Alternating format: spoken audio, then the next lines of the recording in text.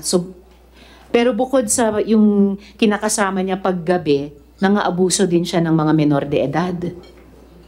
Pinapakulong sa kwarto kapag hindi pa mapapayag sa kanyang pinapatalik na mag-asawa.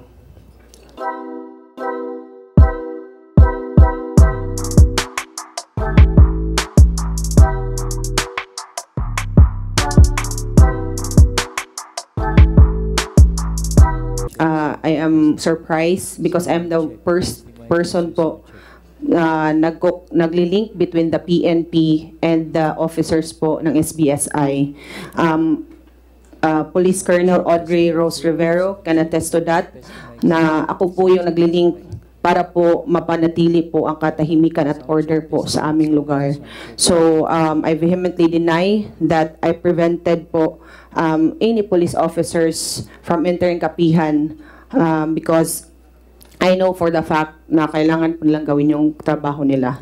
So, but I will further, defend that when I receive the subpoena po, Your Honor. Salamat po. Anyway, you will have your day in court. Yes, Mr. Chair. Thank you. Yes, but Attorney, miyembro po ba kayo ng Socorro Bayanihan Services, Inc.? Yes, Your Honor. I am the granddaughter po of the founder, Rosalina Lasala Taruk and Don Albino Taruk. Kaya rin po maiksi yung buhok nyo dahil yun po yung gupit ng mga babaeng miyembro ng bayanihan. This is my the haircut po before, even hindi pa po sa lahat.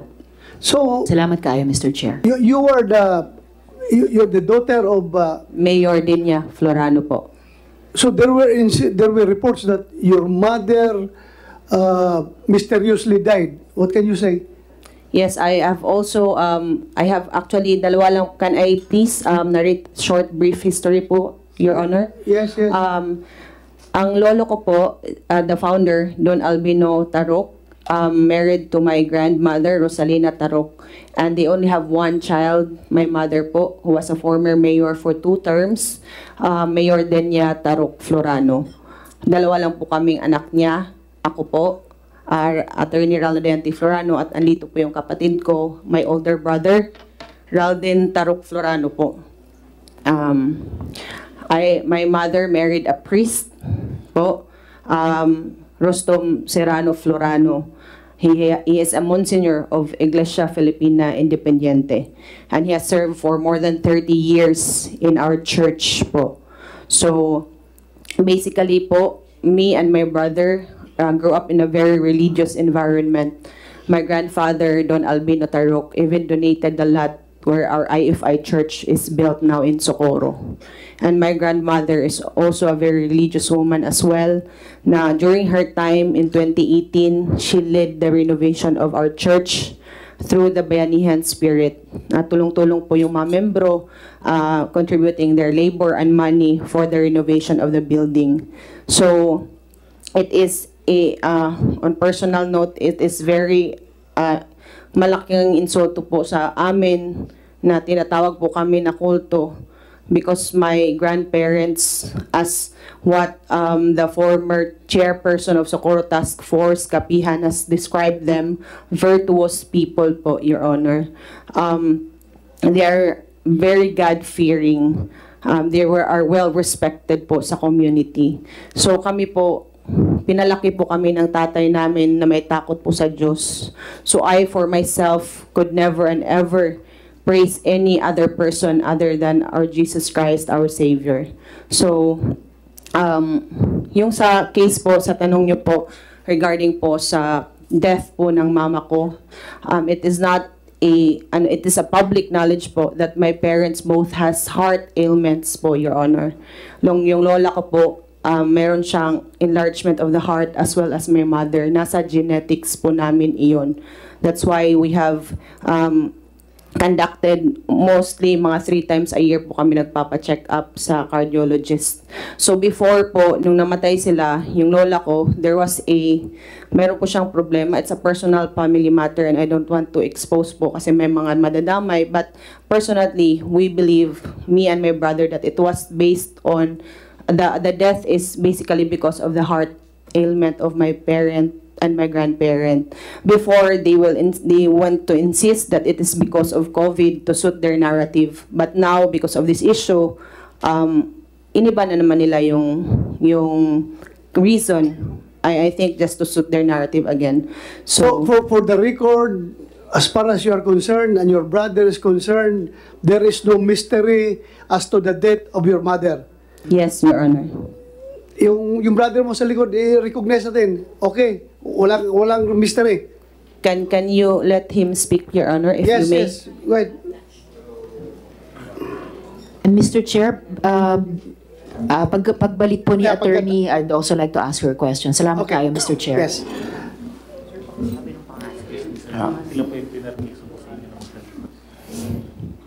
Sir, pwede na. Yes, go ahead. Magpisaya lang ko, sir, para klaro kay iba yung Tagalog sa Kabisaya, sir, baka magkamali ako, sir. Ay, ako pala- para ma-record natin, anyway, magaling mo mag-Tagalog si attorney. Ipa-translate mo lang sa Tagalog kay attorney, ha, please. Oo. Please, continue. Ako pala si Raldin Tarok Florano, ang nagkaisang apo na lalaki ni Rosalina Tarok. So, regarding the mysterious death of my grandmother and my mother, wala po yung katotohanan, sir. Kasi kahit... Of course, kasi the first person to complain ay kayo dapat dahil kayo ang kami dapat... kamo hingtungdan. Kasi kami yung right person, eh. Kayo, yeah. But so, ganito na lang, where are you living right now? Sa Kapihan, sir. Sa Sa Kapihan. loob talaga ng Kapihan. O sa Kapihan. May bahay kayo doon. May bahay kami. at Pati ikaw, lupa kami. attorney. May pamilya ka rin doon, attorney. Ikaw rin. O, andito yung asawa at saka husband. Yung papa nga namin, sir, nandun ngayon sa Butuan. Okay. Sa Kapihan din nakatira, sir. Okay. Thank you. Salamat, ha. Salamat. Okay, sir. Attorney Aure. Mr. Chair. Sige po. Attorney Aure, you're the provincial prosecutor ng Surigao Norte? Good morning, Mr. Chair. Regional prosecutor? Yes, now I am the city prosecutor of Surigao City, a component city of Surigao del Norte, province of Surigao del Norte. But before I was appointed as a city prosecutor, I was an assistant of the province of Surigao del Norte. And before this case was started, sometime 2017, I was still an assistant provincial prosecutor. We discussed this matter from the beginning, from the start of the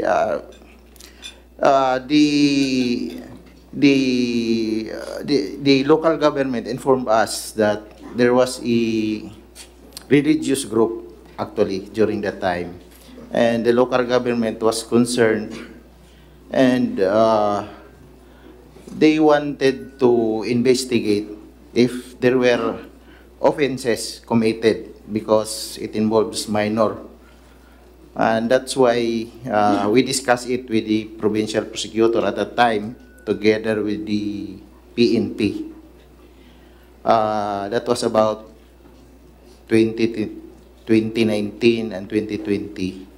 So we even suggested search warrant to find out what really is going on in the area. However, it was superseded by the pandemic, and the focus went to the dealing with the pandemic. That's why there was no action actually taken by the agencies of the governmental law enforcement. And after that, I was appointed by President Duterte as the head of Surigao City. That's why I lost track with the case, Your Honor. I just informed that there is already a case pending just this year, Your Honor. Thank you, Attorney. Thank you. Before I let you go, Colonel Lorde, with the indulgence of Senator Risa, the allegation of the existence of a Shabu laboratory inside Kapihan, were you able to confirm or deny this allegation? Before that, nakapagkanda kayo ng inspection doon sa loob? Pumunta kayo? Yes, Your Honor. So, nagalugad niyo ang palibot? Yes, sir. May nakita kayong Shabu laboratory? As of now, sir, during my conduct of ocular inspection, there is no presence of or indicators of the Shabu laboratory. However, we still conducting continuous monitoring for that matter, sir. Thank you. How about yung sinasabing mga perimeter defense na may mga paksol? Marami paksol sa palibot. Na-confirm ninyo? As per my observation, there, this not all, that is not all real paxols that some like a military style or police style, sir. However, it is made of hat, nipa hat, and other mga yung kubo lang po, sir. Oh, pero may basta may No running diggings, may trenches, sir. paksol. No running trenches, just like paxols or no running trenches. The small like canals, sir. Canals. Kanal. Yeah po, sir. Okay. Thank you. Thank you for that. Senator Risa? you have- Salamat kayo, Mr. Chair. Dalawang follow-up questions kay Attorney... Sorry, ma'am. Attorney De La Peña. Attorney. Una sa inyo po, kanina kasi tinanong ko kung kaya maiksi ang buhok nyo dahil miyembro kayo ng bayanihan, pero sabi nyo, dati nyo ng hairstyle yon. But I was able to research a photo of you with very long hair. So, this was before you became a member of bayanihan? Yes, can I answer now, Your Honor? Before po, Your Honor, kung season po is may, if i-check nyo po yung lola ko at yung mama ko, we vary po, depende po sa season, may mabhaba, may mataas. Tapos, kung mainit po yung panahon, so we cut our hair short. So basically po, before po everyone did the short hair of the hair, meron na po akong pictures before na maiksi, meron din pong mahaba. So it's not basically because of an insinuation or a direction from anybody po. On my part, that's for me only, Your Honor. Okay po, Attorney. Pero mahaba rin kasi buhok ko eh. So alam ko na pag nagpapahaba tayo ng buhok, matagal po yun. Hindi yan sa loob ng 1 taon lang. At pag nagpapagupit tayo, kasi dati maiksing-maiksi din buhok ko, mabilis magpagupit pero matagal magpahaba ng buhok. So around, I'm just curious kasi we had a photo earlier na yung mga babae sa kapihan na miyembro ng bayanihan ay pawang maiiksi ang buhok. So this really looks to me like a photo before you became a member of bayanihan or before you resided in kapihan. Yes, Your Honor. Mga 2015 or 2016 po yan, Your Honor. Okay, salamat ka, Mr. Chair. And then my second follow-up question po. Senator Risa. Yes, Mr. Chair. About the hair, let this be clear to everyone that wala kami pakialam kung anong buhok gagawin mo. Kahit magpakalbo ka, wala kami pakialam, magpasuklayin mo yan o hindi, wala kami pakialam because that's your constitutional right. Kung anong gusto mong buhok. Ang sa amin lang dito, sinasayat lang yan ni Senator Risa dahil nga ayaw natin na yung sabihin ninyo na you're offended by this committee's terming your group as a cult. Diba? Kami rin ayaw namin makakasama ng loob sa tao. Pero by the way as it is right now, by definition ng kulto, ay talagang ako, forgive me if I offend you. Pero pasok talaga sa definition kung sabihin mo yung kulto, yung blind obedience, yung reverence, yung lahat-lahat ng definition nandoon sa kulto. Pasensya ka na, you're a lawyer. Wag na nating i-consider ito pagka-lawyer mo, pagka-chairman ko. Inato lang. Ako, binabasa ko lang, nakikita ko talaga, pasok sa definition ng kulto. Pero, gano'n pa man, regardless, huwag na natin isipin, ang atin lang talaga, ang amin dito, siguruhin na walang na-violate na constitutional right, lalong-lalo na yung mga bata. Yan ang habol namin dito. Forgive us if we offended you, yung pagsabi namin kulto. Pero, base sa aming pananaw, siguro, respetuhin mo rin siguro yung aming pananaw na nakita namin by definition, na talagang we can say na kulto yung grupo. Pasensya na, forgive us. Go ahead, Senator Risa. Salamat ka, Mr. Chair. So, Attorney, yung pangalawang follow-up question ko, actually may kinalaman dun sa yung kalikasan or nature ng bayanihan. Kasi actually, surprise nga ako nung sinabi nyo, the organization started bandang 1980 because yung prior research namin showed na ang bayanihan, ang Socorro Bayanihan Services started as a genuine people's organization. Akala po namin even way back in the 1940s. At noon ay nagsusulong ng totoong bayanihan. Pero nung pumasok sa eksena, bandang 2017, ang persona ni J. Renz, si Senyor Aguila, ay dun nagsimula. Ayon sa research namin, dun nagsimula yung pagbabago ng nature ng organisasyon. Dahil hindi na siya naging pangbayanihan talaga, tulad ng itinatag ng lola ninyo, pero nakasentro na sa persona niya. Kaya't nagkaroon ng mga katangian ng kulto. At lalo na, pagkatapos ng lindol ng 2019, lalo na nung pumasok yung pandemya hanggang ngayon, kaya pumasok itong mga pang-aabuso na natago ng ilang mga taon, pang-aabuso sa mga bata. So, iyon yung aming nasa liksik, no? At yun yung aming initial conclusion na nagbago talaga yung nature ng organization nung pumasok yung persona ni Mr. Kilario at pati ni Mr. Galanida. Ano pong thoughts nyo doon? Can I speak and then can my brother also speak, Your Honor? Thank you po. Please proceed. Your Honor, balik po tayo sana sa timeline. You mentioned that it's 2017. But Your Honor, during that time, it was my grandmother, Rosalina Lasala Taruk, who was still the president po, Your Honor. So, like what Mr. Edelito Sangco described there, she's a virtuous woman po, Your Honor. She was the president 2017, 2018, 2019 until she died on June 27, 2021. Senior Aguila was not in the picture. He is a mere youth president po, Your Honor. So wala po siyang power during that time. Naupo po siya bilang presidente only on 2021. So, Your Honor, mahirap po sa amin na yung lola ko po, she is very selfless. She even, tawag dito, ibibigay niya lahat kahit yung personal namin na mga resources for helping the people. Yun po yung totoo. Alam po yan ng mga dating nakaptira sa kapihan. Attorney, if I may, actually, wala naman sa hot seat yung lola nyo eh.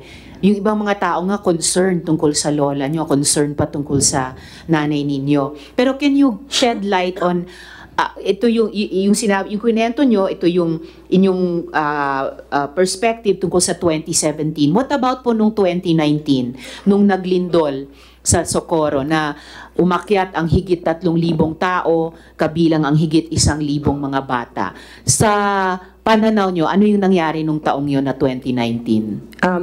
Mr. Chair, yung kuya ko po talaga yung right person to answer that question. Okay. Can he speak, please? Yeah, you have the floor. Mr. First name? Raldin Tarok Florano. Raldin Tarok Florano. Go ahead.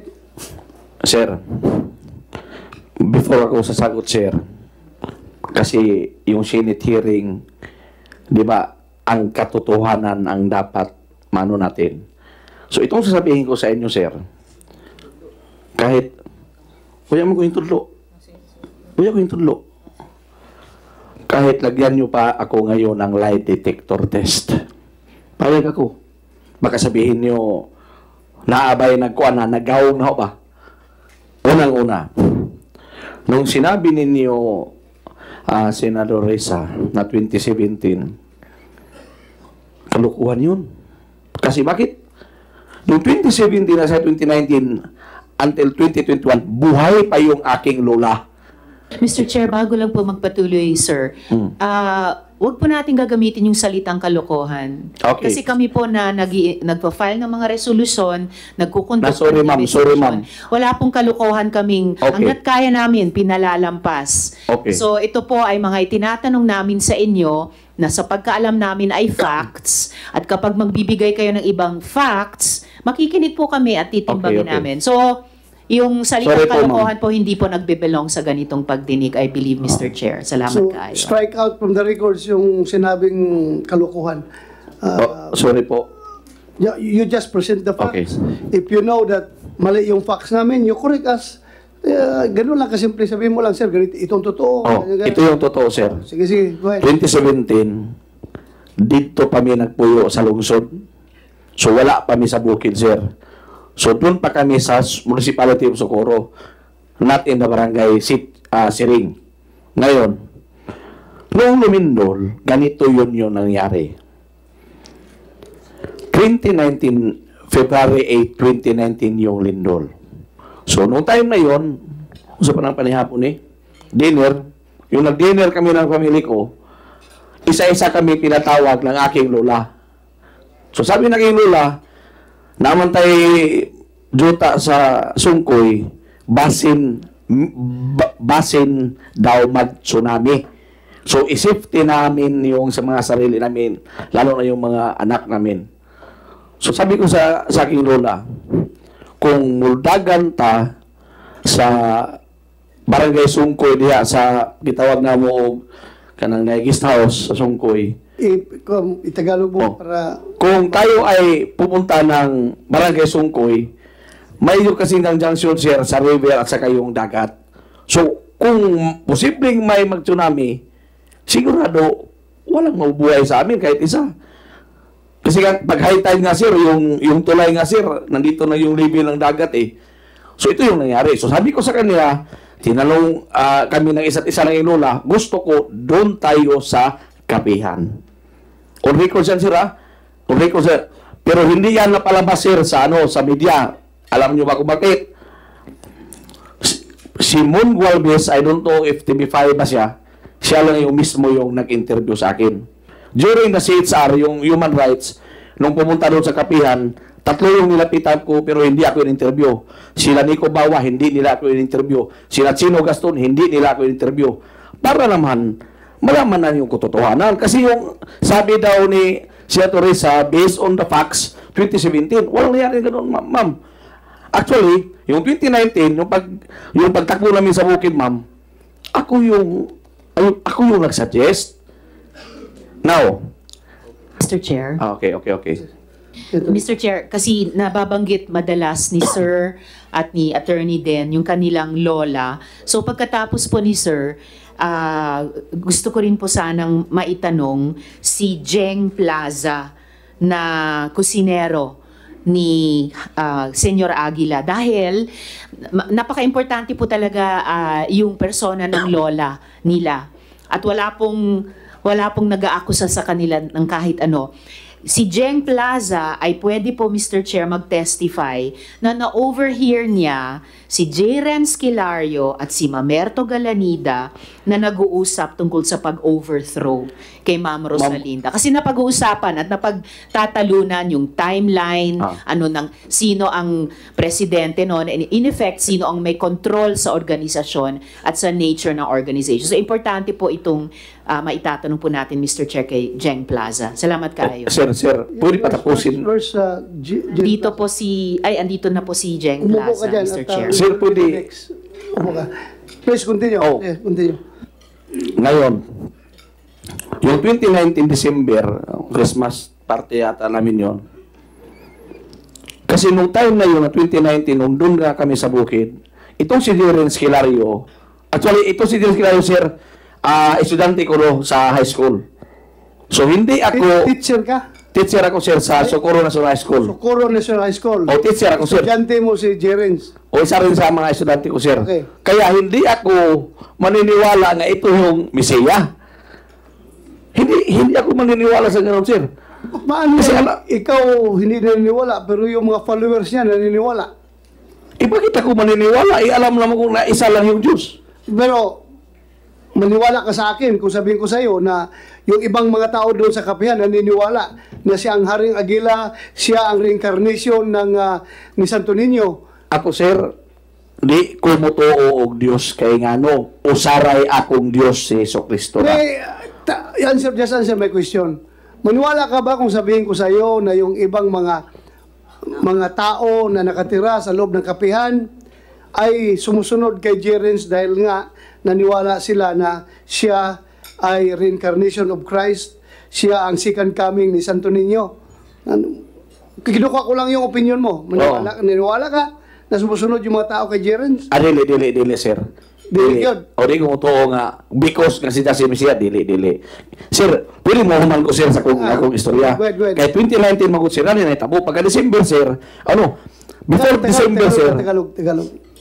before December, parang minimintor na aking lola si Jerens Kilario kung paano dalhanin yung tao, paano makisama ng tao, yung mga plano mismo. Pero plano sa kaayuhan. Sa mga plano kayo sa kabutihan na, sir. Ito yung nangyari. Noong 2019, sabi ng aking lola, kasi wala ako doon mismo, kasi umuwi kami ng aking ama doon sa bahay namin, sir. So sinabi ng aking lola na gusto daw niyang papalit sa kanya ay si Jerens Kilario. Mr. Chair, sir, if I may, sir, kung wala kayo noon, paano nyo alam na yan ang sinabi ni Sinabi kasi sa akin aking lola. Sandali, sir, di pa ako tapos magtanong. Hintayin mo lang. Or paano nyo po alam na yan ang gusto ni lola ninyo? Dineclare yan ni lola, sir, doon sa namin, sa Christmas party.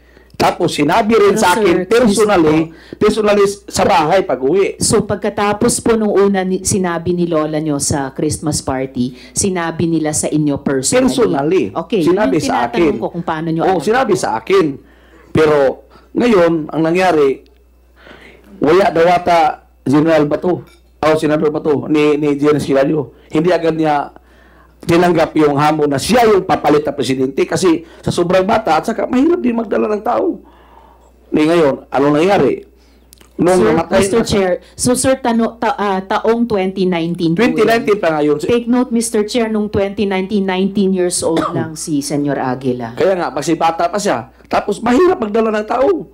Ngayon, ano nangyari? Nung 2021, nung pagkamatay mismo ng aking lola, kinausap ko si Senyor Aguila. Ngayon, Senyor Jerens. Mr. Chair, sir, so tawag nyo rin kay Jerens Kilario ay Senyor Aguila. Jerens yung sa akin, sir. Hindi sir, kanina kinikwento nyo, Senyor Aguila ang tawag nyo sa kanya. Tinawag ko siya ng senior kasi yun yung iskinim niya ngayon. Pero ang tinatawag ko na sa akin, Ma'am Jerens. Well, sir, Mr. Chair, let the record show, ang tawag po ni Mr. Florano kay Jerens Aguila ay Senyor Aguila. Na yun yung pagkakilala ng mga tao sa kapihan, sa bayanihan. Yun yung pagkakilala nila, ma'am. Haring Aguila, na reincarnation ng Diyos at reincarnation ng Santo Niño. Hindi For nga the ako record, Mr. Chair. hindi ako maniwala, ma'am, na sa iyong reincarnation, ma'am.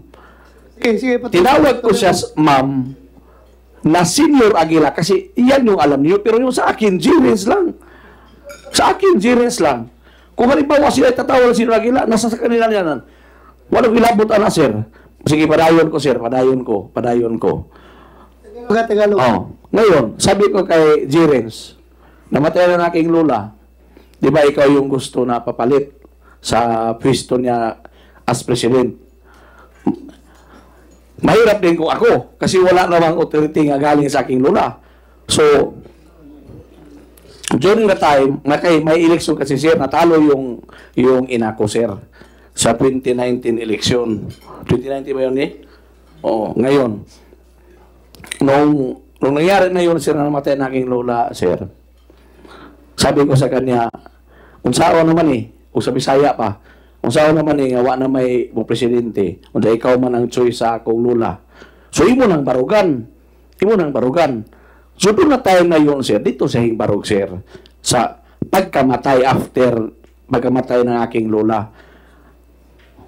Nagkaroon, si Mamerto Galarida, sir, before si Mamerto naging vice president, yung gusto na aking lola, sir, na yung papalian ng vice president ay yung aking ina, yung si Mayor Denia Florano. Pero pag sinabi ni lola na siya daw yung papalit ng, siya yung magiging vice president, sabi na aking nanay, ma, gusto na ako ang mag-vice president, ma, si Mamerto Galanida. Kaya yung sinabi, sir, na mayroong, sabi daw nila, may foul play, mayroong daw lason, para mapunta daw yun ni Mamerto at saka yung si Jerens yung presidency at saka vice president. Hindi yan totoo, sir. In my personal views. Mr. Chair, in-note lang Teresa. natin na si Mr. Florano ang unang nagbanggit ng mga salitang lason at foul play dito. Just for the record, Mr. Chair. Oo. Kasi yun yung sabi ng sa kabila, sir. Yun yung sabi. Sabi ng mga affidavit. Kasi May mga affidavit? nilason daw namin. May abinabit ba na nagsabi na nilason ninyo? So, yung mga interview, sir. Ay, Meron, ninyo? meron. Narinig mo? Narinig ko, sir. Okay. Sige, Kaya nga, mahirap sa amin na aking kapatid, makaya-kaya naming patayin o lasunin yung ina namin at sa kalula namin. Sino namang hipokritong tao na Mr. makagawa Chair, yun? kayo ang inakusahan yan? Kami. Para daw, yung presidency at saka yung vice presidency ay mapunta sa kanilang dalawa. Yun. Sandali lang. Sandali Mr. lang. Chair, siguro mas lilinaw pa pag mamaya't na tanong natin si Jane Plaza. Stop ka muna. Go ahead, Senator Risa. Salamat kayo, Mr. Chair. Thank you ha. Thank you. Salamat kaayo, sir. Jeng, nakapagtestigo ka ba kanina? Okay po. May information ako na kayo ay kailangan mo ba nang mag-translate? O bukod sa Bisaya, marunong ka rin Pwede mo para mag-Tagalog? mas malinaw na papapaliwanag ng akin. Okay. So, Attorney Ruth, Mr. Chair, kung mag-translate kay Jeng. So, Jeng, may informasyon ako na pwede kang mag-testify na narinig mo sina J. Renz Kilario at Mamerto Galanida na nag-uusap tungkol sa pag-overthrow kay Ma'am, o pagpalit, sa pilitang pagpalit kay Ma'am Rosalinda bilang presidente ng Socorro Bayanihan Services. Pwede mo bang ikwento sa amin iyon? Opo. Nung time na narinig ko silang nag-uusap, sila Karen Sanico, Jeren Esquilario, sila una nagbanggit na kailangan nilang makuha ang pag nasa grupo para hindi sila mahirapan lumabas sa kapihan at magawa nilang gusto nila. Dahil maglisod mo ko sila kuha sa pagdumakay, si Mama Nina man ang gisunod sa kadaghanan, dili pa man si Jeren Esquilario. Mahirapan kasi silang kumuha ng leadership dahil ang kinikilala pang leader talaga ay si Mama Nina. Mama Si Nina. Rosalina Tawag Tarok. nila, Your Honors, Mama Nina, at hindi sila J. Renz Kilario. Yung time na yon, yung 2019, kasagsagan sa pagtakbo namin sa kapihan, doon nagsimula dahil may sasakyan silang Montero na binigay ni Karen Sanico, binigay ni Mama Nina. Nagalit si Mr. Karen Sanico dahil pinapasakay daw yung mga pinaksiyo, ginamos. Yun ang una kong narinig na nagalit siya kasi amoy ginamos daw at pinaksiyo yung loob ng sasakyan. Sabi ni Yan ay mga pagkain. Oo. Na ikaw ba ang nagluto? Hindi. Sa mga tao na gustong umakyat sa bundok na sumabay sa amin na sumama na tumakbo doon. Nagalit siya kasi amoy paksiw daw. Apoy isda at saka ginamos. Sabi niya na dapat kunin ang sasakyan dahil wala silang kumbaga ambag sa sasakyan na ginagamit nila. Kaya pinakuha ang sabi, ipapakasa lang daw. Binawian ang sasakyan si Miss Rosalina Tarok. Pangalawa, yung isang Jeng, ewan ko lang pero kung amoy ginamos yung sasakyan, matutuwa pa nga ako, masarap yun, di ba? Tapos binawi na lang kay Ma'am Rosalinda. Pinakasa. pinakasa Okay, daw. tapos, anong nangyari? May isang pang sasakyan sa sa bayanihan, sa bayan namin sa bundok namin, yung black van na itom, sa black van. Maitim. Black van na itim. Oo. Black May van. sasakyan eh. Black van. Black ka na eh. Wala Tapos, namang ano, black van na puti, ano po, Mr. Chair. Sige po, Jeng. And then, yung black van, ano oh, nangyari doon? Pinabawi din ano ni Miss Rosalie Sanico dahil wala daw naiambag ang pundok namin. Hindi daw sila nagbabayad. Hindi daw nagbabayad ng tao. Pero sa Bakit, tuwing Jeng? Ano ang dapat ibayad ng tao para hindi magalit si Ma'am Rosalie? ano sa mga empleyado na namo na sa bayanihan ang nagpalit ato ng sakdanan. Ang mga empleyado sa bayanihan ang bumili ng sasakyan na yon. Oo. Yun ang patunay na binawian ng si Rosalina Taro kasi parati sinasakyan ng mga matatanda yon sa panahon na may meeting namin. Pagdating doon sa 2018 yata kasasagan ng training, pagsimula ng training, sabi nila Pagsimula yun ng training? training. Nagsimula ng training, sabi Para saan? one, soldier of God. Soldier of God. Bilang patunay, may sandugo po kami lahat ito. Okay, may tattoo kayo. Yan ay tattoo ng pagiging soldier of God. Okay, so anong nangyari po nung 2018? 2019 po, 2020, pagsimula po ng training namin. 2019. Soldier of God, sino doon yung God? Si Jeren Skilario. So, soldier of God, kasi siya si God. So, soldier of Jerian Skilario. Okay po, so ituloy niyo po yung sa training ng mga soldiers. Doon nagsimula yung sabi nila na dapat makuha nila yung Sandali, Jing, ha? Sandali lang. Administrative announcement lang, ha? Yung may pagkain na kayo dyan, this is a working lunch. Tandaan na tayo kumain para tuloy-tuloy tayo. Please continue, Jing. doon na sinabi nila na dapat makuha nilang tiwala sa tao dahil hindi sila makagalaw kapag nandun kay Rosalina Tarok ang pagdala sa pundok.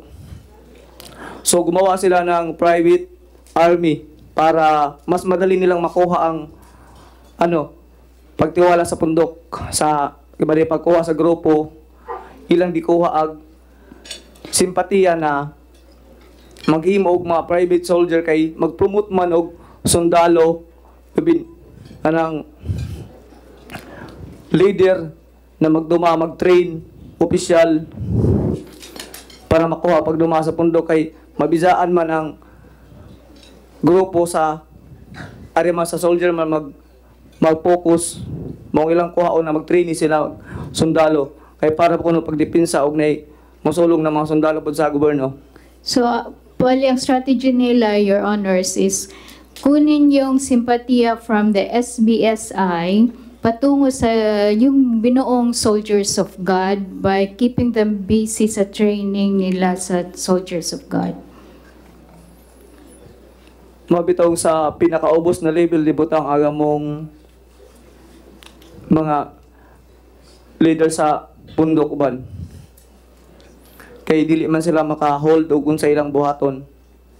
So, sa pinakababa inilagay yung mga leaders dati. Jen? No? Oo. Para hindi maka-impluensya sa gusto nilang mangyari. So, bukod sa yung kagustuhan nga nila na i-overthrow or palitan ng liderato ni Ma'am Rosalinda, may iba pa na dati nasa liderato tas ibinaba nila ng posisyon? Oo, dahil sabi nila, ingon sila na dili ko no maazo ang pagduma ni Rosalina Tarok kay dili ko no kay ba muhawid og kwarta. Yun sila na. Sabi nila, hindi daw maganda yung pamamahala ni Rosalina Tarok dahil hindi siya magaling magdala ng pera, manage ng pera.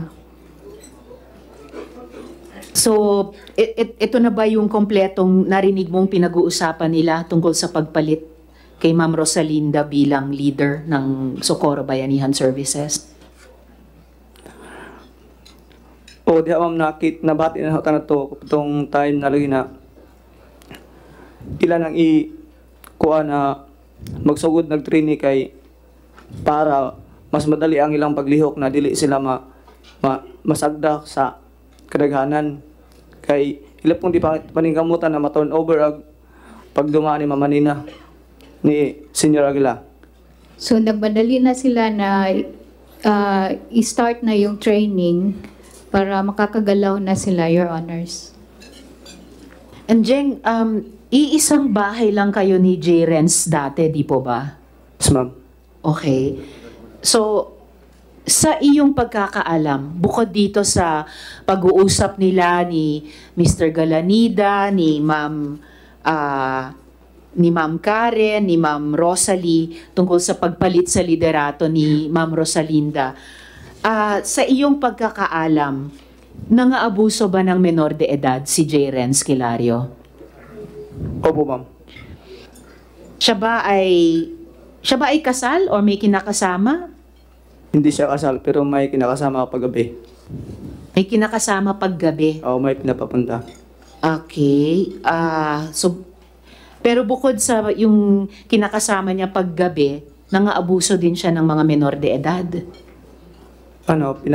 Pinapakulong sa kwarto kapag hindi pa mapapayag sa kanyang pinapatalik na mag-asawa. Kinukulong sa kwarto dahil Hindi pumayag makikisik sa asawa niya. so ito po yung mga menor de edad na babae at mga nasa legal na edad na lalaki na pinagkakasal niya, pag hindi sila magtalik o mag-sex sa isa't isa, kinukulong niya sa kwarto. Opo, ma'am. Ano pa yung mga pag-aabuso niya sa mga minors? Minsan pinapapunta sa Paxol restricted. Pinapa-restricted, pinapalabas sa gate. Pero sa pinapalabas po, kapag hindi pa mapayag, kung minsan inaharas nila, pinapalabas. Yung Sundalo lang Aguila. So, tulad nung binanggit ni na alias Jane at Renz kanina, may restricted at merong ding pinapalabas doon Opo, sa ma'am. kapihan. At ang gumagawa nung pagpapalabas sa mga ayaw makipag-sex sa isa't isa na pinilit magpakasal, ang gumagawa nun ay yung mga sundalo, Oo. kayong mga soldiers of God, Po, ma'am, yung Aguila. yung Agila. May label po kasi may sundalo namin. Oh. Ano pong mga levels ng sundalo nyo? Aguila, Agnos, Biyong, Sierra, So, Ili, Dio, at saka Pitos. So, hindi ko sigurado kung nakuha ko lahat ng tamang spelling, pero parang nakarinig ako ng 7 levels. Yung pinakamataas ba, Agila? Aguila po, ma'am. Ang pinakamababa, fetus? Opo.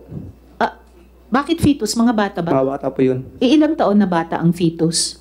6 to 7. 6 to 7 years old.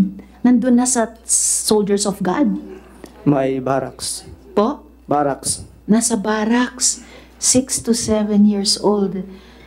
Oh, wow. Alam ko, Mr. Chair, pag 6 to 7 years old, nasa grade school, preschool, pero sila sa fetus ang tawag sa level nila sa barracks.